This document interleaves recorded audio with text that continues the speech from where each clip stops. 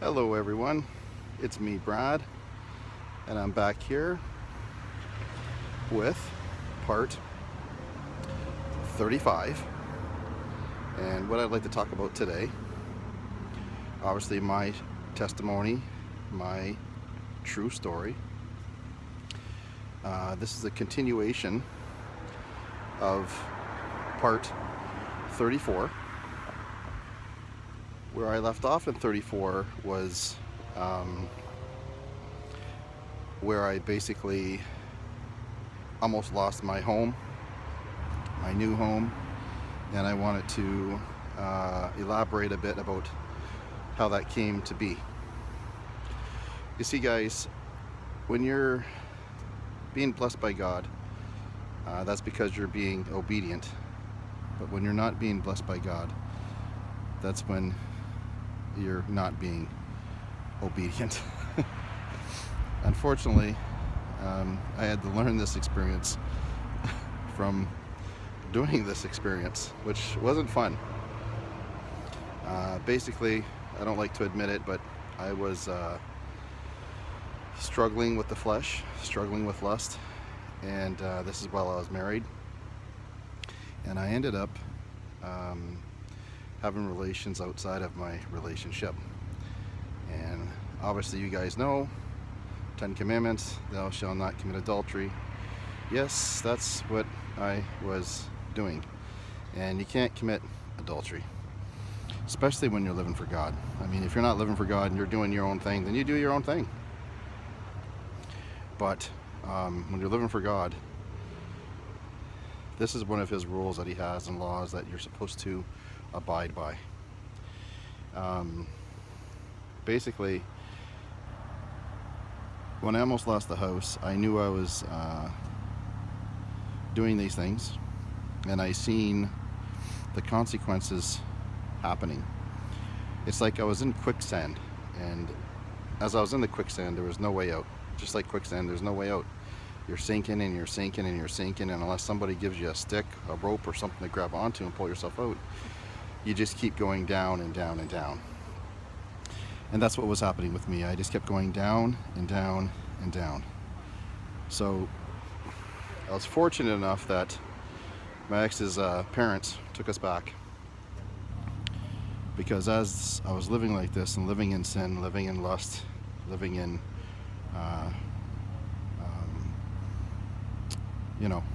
in the flesh, my life was being affected, and I seen it was being affected. I wanted to do something about it, but it was like the flesh was just so strong and so great, I almost got to the point where I didn't care. Now, mind you, I kind of felt like sometimes that I was maybe not getting enough attention at home, not having enough physical fun at home, and because I was going outside of the relationship and getting what I needed. That's just the way I felt. But I knew eventually that this was going to catch up with me, because I can't live like that, nor should I have been living like that.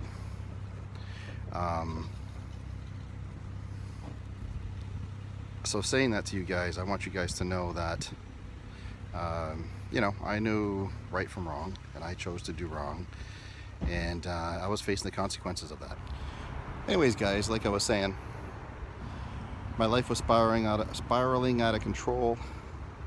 I was letting the flesh take over me, lust take over me, and I was ruining what I had, more or less. So we had to leave the house because you're behind in mortgage and hydro and other bills, and just couldn't survive anymore. So we had to shut off all the lights. We had to turn everything off, lock up the doors, and leave. Now, we didn't leave in a sense where we were going to give up the house. We just went to the ex's parents and continue to work, save, and gradually keep paying the bills off. And they didn't expect us to pay any bills to them, so we could get ourselves caught up and get our house back.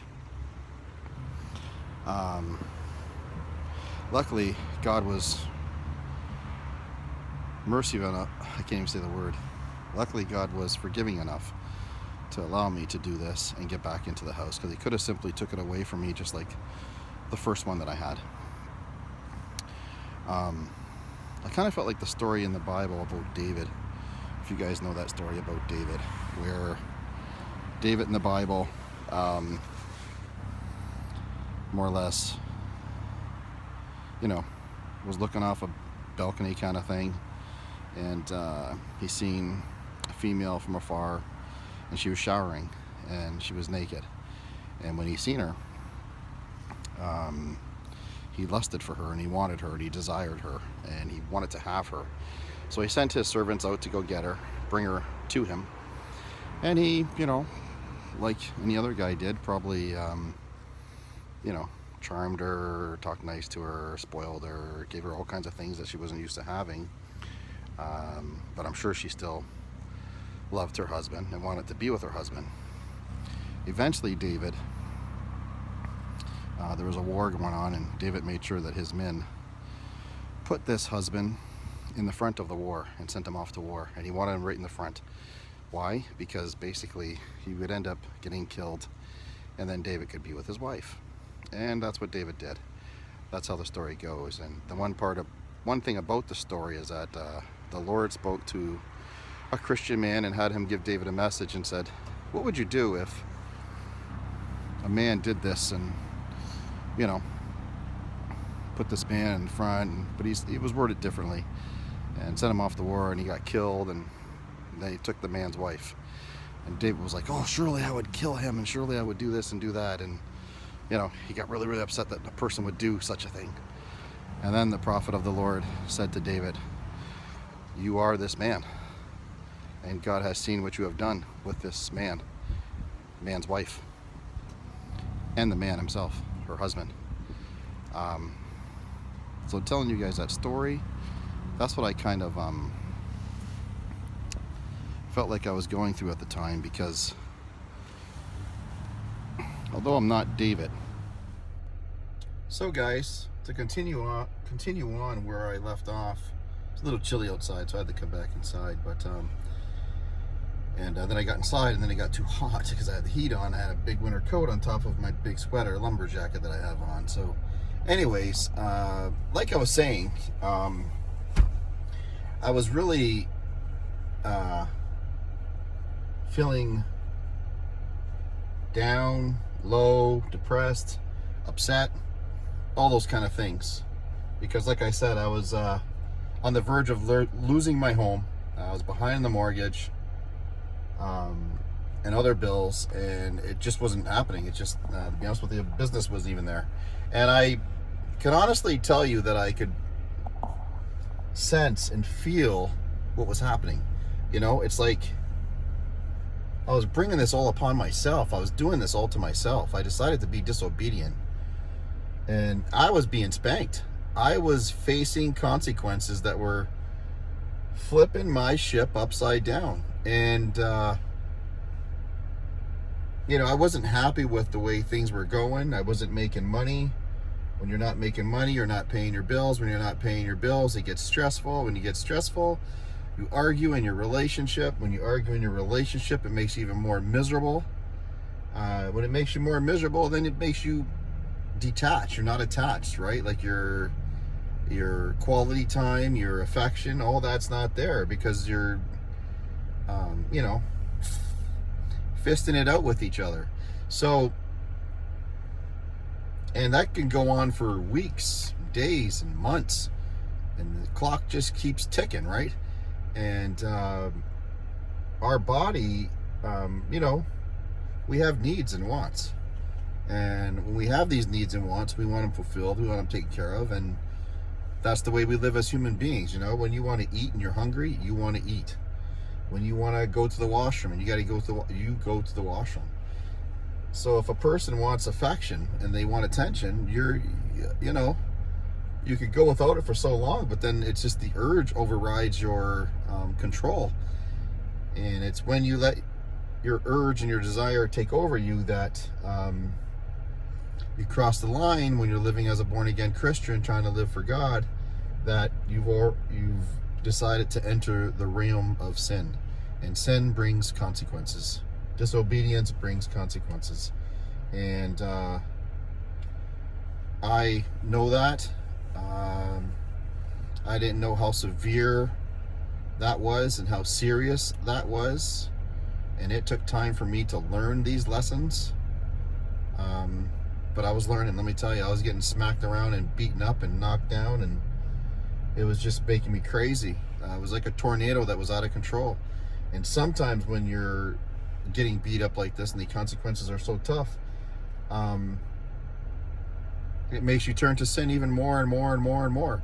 And that's what I was doing. I was just, the more my life was flipped upside down, the more I was getting angry at God because of these frustrations and these things that I was going through. I just, didn't like it. So, like I was telling you guys about the story with David, God basically, he got beat up, boy. He did that to that woman's husband, put him in the front of the army lines and sent him to war, and he got killed. And then he was with his wife, probably even with his wife sexually and morally before he even sent him to war.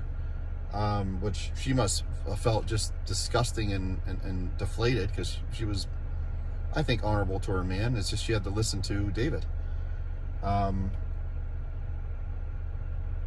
So that's how I felt. And then in my own life at work, sales weren't happening. Things were happening at work. I just felt like I was being attacked. I mean, we got new people that came into my work, and my nice, comfortable work and business and how things were going, it just totally, the carpet got ripped right underneath my feet. Everything got changed. Everything was different. My income got cut. So it was just like an airplane going completely down. And I had no control of it, nor can I change it or stop it, no matter what. Nothing was in my power that I could change it. Nothing. And that's how it goes. That's how it goes, guys. When you're disobedient, there's consequences to your disobedience. And I was learning that, and I was learning it hard. And this went on for a very long time. It felt like years, and I'm sure it probably was. But I kept coming back. It's like if I got knocked down and I got tempted and jumped into the temptation, and I was depressed for so long, mad, angry for so long, and then I'd come back. And I'd come back 100% stronger and do the 5 Alive and keep doing the things that I know to do.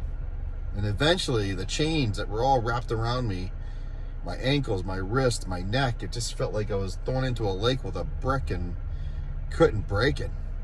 Finally, when I kept going to church more and trying to be obedient more and not slipping, it seemed like things were getting better. But it took a while. It really did. It took a while, guys. But anyways, I'm going to leave this video here.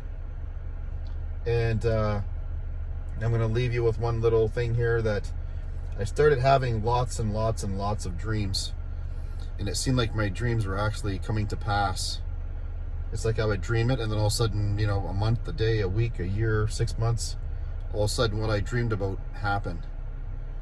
So I went to see my mom about this, and she said, Brad, get a book, put it beside your bed, and write your dreams down, and write all the details down, and write the date. And then when you think it happens and it comes about, pull your dream out and see if you can find it, and see if you can find the exact dream that you have, and write down the details and see if the details line up with what you're doing. And you know what? I started doing that. And I couldn't understand what this was. And my mom told me that God gives us gifts. And I didn't know I had this gift. And I'll share you guys, I will share with you guys this gift that I ended up finding out that I had, that I didn't know about, and how that affected me in my life. And I'll continue the journey with how I was still at the in-laws and trying to gain the house back. And I'll let you know how that turned out. Until then, take care, guys. God bless. Wish you all the best. Remember what I always say, once you have Jesus, you always have Jesus. You guys have yourself a blessed evening and a blessed weekend. Take care. Bye for now.